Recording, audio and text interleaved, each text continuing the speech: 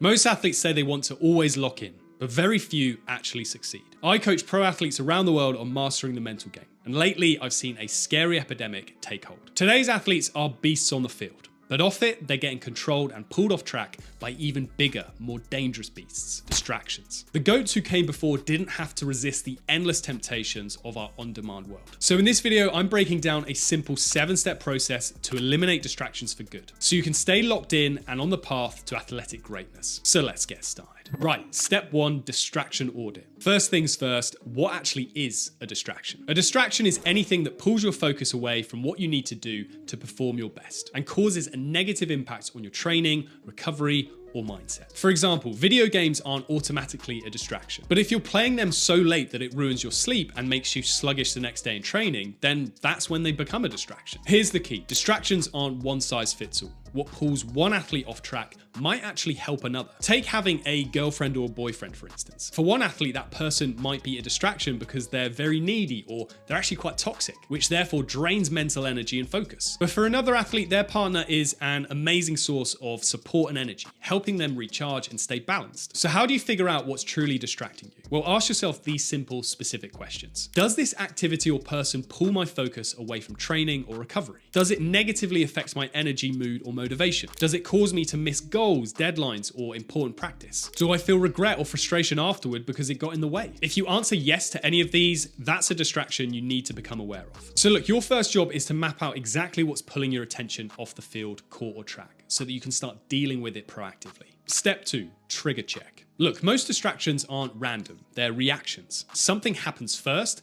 then you reach for the distraction. That something is the trigger. So you don't scroll social media just because it's fun. You scroll because you're bored, you're avoiding a task that you should be doing, or you're feeling anxious. You don't gamble or binge Netflix just for entertainment. You do it to escape the pressure or stress of training and being in a high performance environment. Distractions are often just symptoms. And because of this, if you want to eliminate them, you have to treat the root cause. So start by noticing what's happening right before the distraction. Are you feeling bored between sessions? Are you stressed after a bad performance? Are you lonely or mentally drained from all your training? Basically, here's the key question to ask. What am I really feeling when I reach for this distraction? Most athletes never slow down enough to figure this out, but the ones who do, they gain control. They stop reacting and they start responding. So before you try to fix the distraction, identify the trigger behind it, because when you control the trigger, you weaken the distraction. Step 3, swap and map. Once you've identified your triggers, the next step is to swap the distraction with something that still meets that emotional need, but without draining your focus, time, or energy. Because here's the truth, most distractions don't actually help you feel better,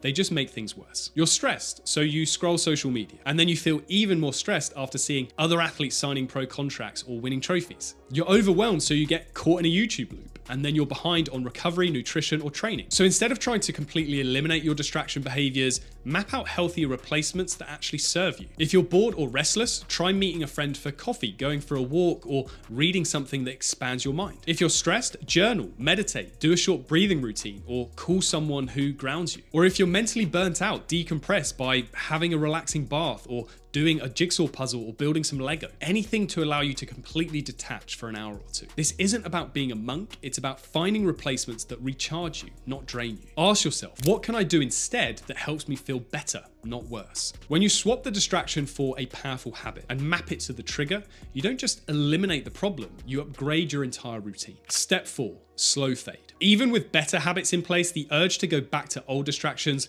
won't just vanish overnight, and that's completely normal. You're already using a ton of willpower in your training, your nutrition, your recovery, and everything else that it takes to chase your dream. Trying to quit all distractions cold turkey, that's just not sustainable for most athletes. So instead of flipping a switch, think of it like turning a dial. Give yourself a settling in period. If you're used to scrolling TikTok for 3 hours a night, cut it to 2 for a few days, and then 1, and then 30 minutes, and so on. If you play video games for 5 hours on the weekend, bring it down to 4, then to 3, then to 2, and so on. This is how you build real lasting change, by gradually replacing the old patterns with better ones, without triggering massive withdrawal or burnout. If you try and cut these things out immediately, chances are you'll just bounce back onto them, and sometimes these bad habits become even worse and more ingrained. You're not weak for needing a phase out period, you're smart for planning one. So here's your permission. You don't need to be perfect right away. You just need to start trending in the right direction. Be patient, and in a few weeks, you'll not have the urge to reach for those distractions anymore. Step 5, track and celebrate.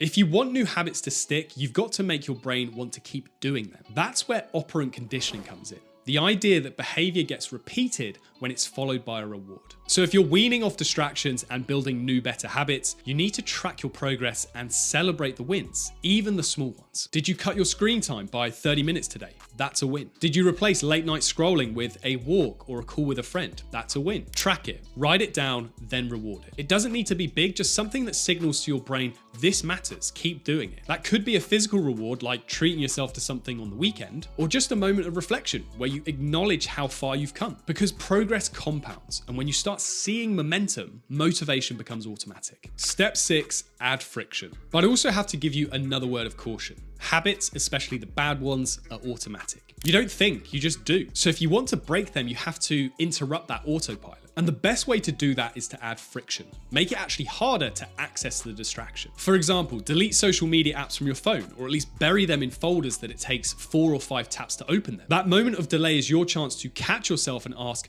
do I actually want to do this? Or use app blockers that limit screen time or block certain apps completely during key hours. Or if gaming is your vice, ask your parents or roommate to lock the controller away during the week. Out of sight, out of mind. The goal isn't to banish the distraction forever. It's to make the path to it inconvenient enough that your brain pauses. That pause just creates a bit of space. And in that space, you get to choose a better action. So if the distraction feels too easy, it probably is. Add friction and take back control. Step 7. Future self anchor. The final step is all mental. You need a clear image of the athlete that you're becoming. What I call your MVP mindset. The one who plays at the level you dream about. The one who gets selected, signs the contract, wins the awards. And every time you're tempted by a distraction, just ask yourself, is this an MVP behavior? Would the best version of you waste hours scrolling? Would they stay up late gaming the night before a big session? Would they let temporary comfort steal long-term greatness? When you anchor your actions to that future self, that MVP identity, you create congruence. This is where your current habits start aligning with your future goals. And that's where real transformation happens. Because it's not just about removing distractions, it's about becoming the athlete who's too focused,